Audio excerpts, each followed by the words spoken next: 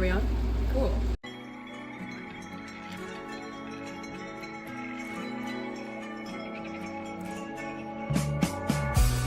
Hi everyone, it's Becca, and in today's video, I'm going to be talking about what I learned after being out of the closet since 2015. So it's been 11 years. I've been out of the closet for 11 years, but I've been out as a lesbian for 9 years. And so I'm going to be talking about what I learned during this well over a decade of being a part of the LGBTQ plus community, like out and proud. I probably should make an updated coming out story video. I do have a very old one, but I know for a fact, I haven't watched it in a while, but I know for a fact I've been censored. I had to censor myself a lot in that video. And I'm kind of at the point now where I want to like start slowly not censoring myself as much. Obviously in certain situations I will, because it involved like some of my coming out experiences involve family members and things like that. That's not what this video is about. This video is about what I've learned so far. For any baby queers or anyone who's in the closet still who wants to hear from somebody who had a religious background, who was an evangelical, who had to struggle with not being accepted by the community that I had curated and really leaned on for support. Like I still, like when I first came out, I still loved Jesus. Like, and I loved the new, it's not my childhood church. Oh my gosh, I keep up. It's not my childhood church, but it is a church that my dad was a part of. So one of those evangelical, like live worship type of churches. And when I came out, they did not respond well at all. I wasn't allowed to be a volunteer at the day camp anymore. I was the year prior, but after coming out and also switching some of my political beliefs from pro-life to pro-choice, they told me through my dad that I was not allowed to volunteer for the day camp with the kids. So that made me feel great at 17 years old. I first came out as bisexual, and I got mixed reviews. Obviously, we have this side of the church people who were trying to get me to change my mind, sending me ex-homosexual testimonies, people asking me if I watched porn, people just giving me a hard time about it, telling me bisexuality wasn't real. And it was really difficult. I know I'm smiling right now, but sometimes you have to laugh at the absurdity of it all. It was really hurtful losing a community like that, and then having the support of other LGBTQ plus people was amazing. And yeah, so I'm going off on a tangent, so let's refocus. So what I've learned, one of the first things that I learned is that not everyone is going to support you. And they may think it's coming from a loving place, or they don't care that it's coming from a hateful place. Some people don't care. They do not care about who you are as a person. If you're living authentically, they want you to be aligned with their values, their beliefs, and that's it. And when you go against that, when you live authentically, if it doesn't jive with their idea of religion, they may give you a hard time about it. I'm not going to say for certain because everyone's different, but I was given a hard time for it. Yeah, so that was really difficult. And there were people at school who were talking about me behind my back. There was a rumor spread about me that I had sex with someone for weed, which did not happen. But for some reason, people just decided to make that up, just because they were hateful. And people have said to my younger sister that I should be deported for being queer. And that's a horrible thing to say to somebody. Ridiculous. So you don't know how people are going to react. They may react fine, great, positive, neutral, or not so great. That's a hard thing to grapple with, and if you don't have a support system, it's even more difficult. even if you just find like an online support system, if you can't find one in real life, online is a great place to find that, because it was difficult, but there was no turning back. There was literally no turning back. And I don't regret it. I don't regret coming out. I don't regret the path that I am on. Because first of all, let me just say, I did not choose being attracted to women. Not a choice. I chose to live authentically. That was my choice, to be my authentic self, loud and proud, out in public, all the time. And that's what people did not like.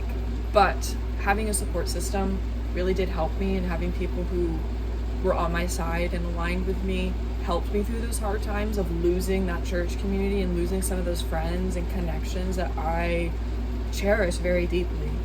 And it did drive me away from religion, but that's not what this is not my coming out story. I'm just telling you what I've learned.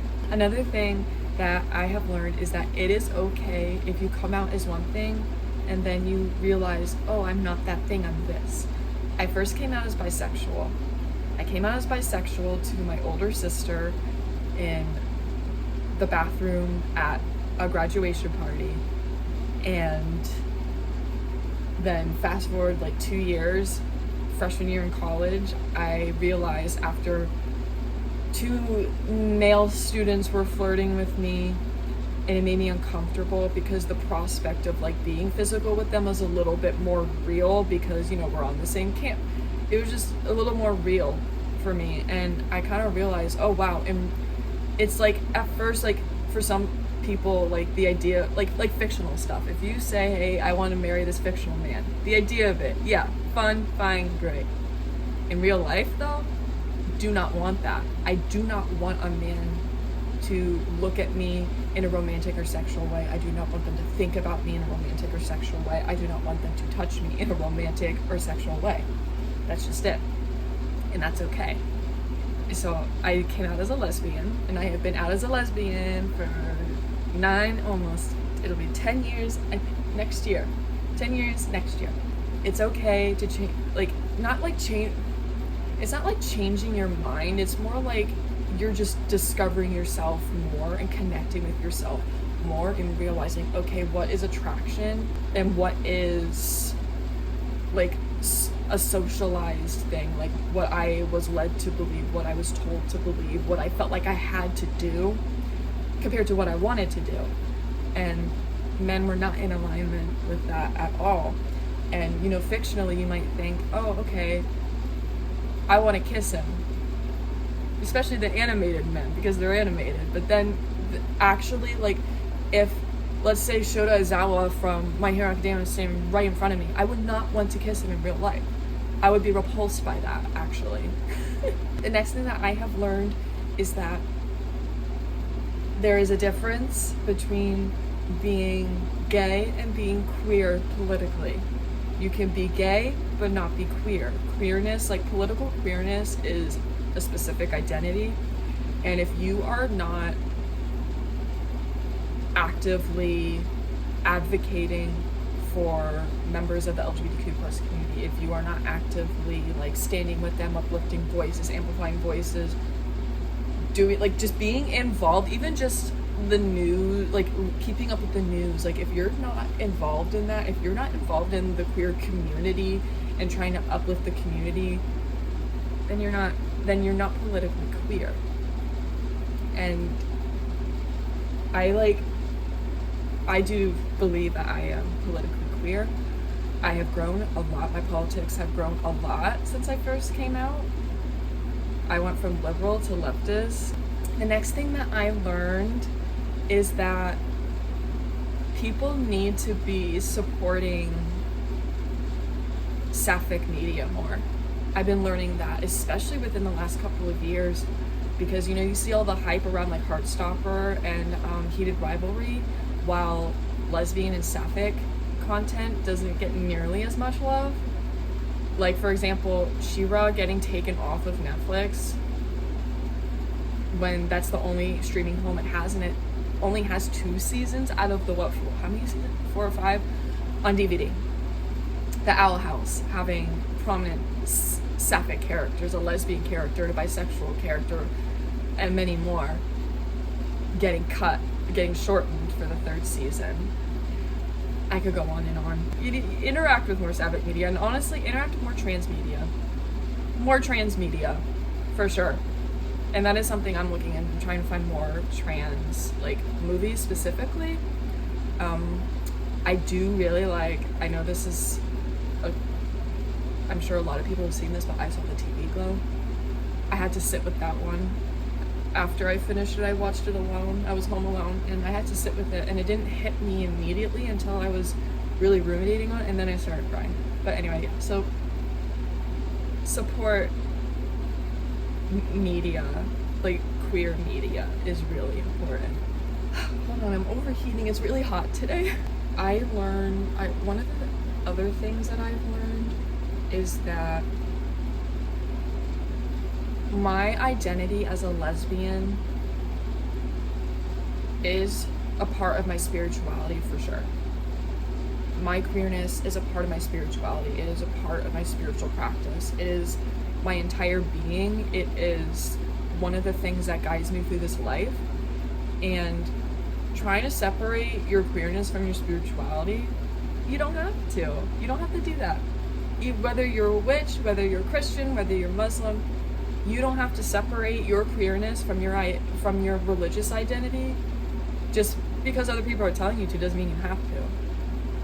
I think living authentically is just one of the most powerfully spiritual things you can do. And that is why I see the LGBTQ plus community as such a, like, it really is a spiritual thing if you allow it to be. And LGBTQ plus friendships specifically allow you to embody that even more so. Another thing I learned is the importance of LGBTQ plus friendships and having that community, whether, I think I've said this already, but I'm going to keep talking about it, whether it's online or in person, both are important. Whatever community you can grasp onto, please do, because it will help you if you deal with homophobia or transphobia or something from people in real life. You have your online community who can support you and cherish you and just help you through those hard times and help you through any thoughts that might be bothering you or anything you need to vent about in a safe space. Another thing I learned is that pride is not very accessible for disabled people. And you might be thinking, Becca, what are you talking about? Everyone's allowed to be at Pride. Yes, everyone's allowed to be there. But is it accessible enough for disabled people? Are there ASL interpreters? Are there wheelchair ramps? Are the sidewalks blocked? Are there any events that require a mask? Are there any virtual events? Are there events being made with accessibility in mind? More often than not, the answer is no. So, oh, someone's calling me. No. Okay. My mom was calling me. Sorry, Mom, I didn't mean to just leave you on scene like that. But another thing I've learned is that white queers, and yes, I am going to be mentioning this, white queers love to use black queer lingo, but do not like to uplift black queer voices, including mutual aid. You can use the lingo, you can use the language, but you will not uplift the voices of the words and phrases that you are from the community that you're taking from. You know what I mean? Think about that. Think about it.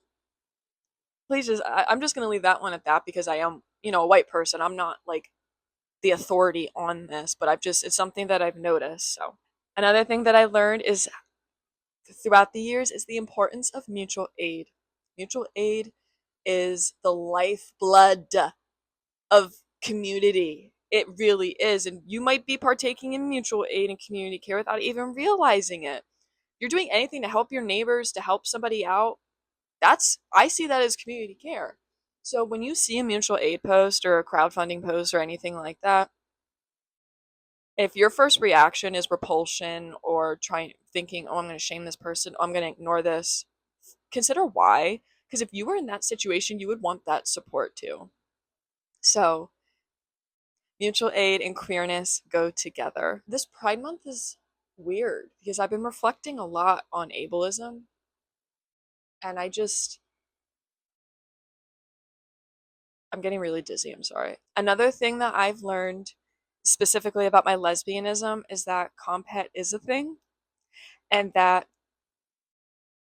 it's okay to explore your feelings and to see what aligns with you and what does not.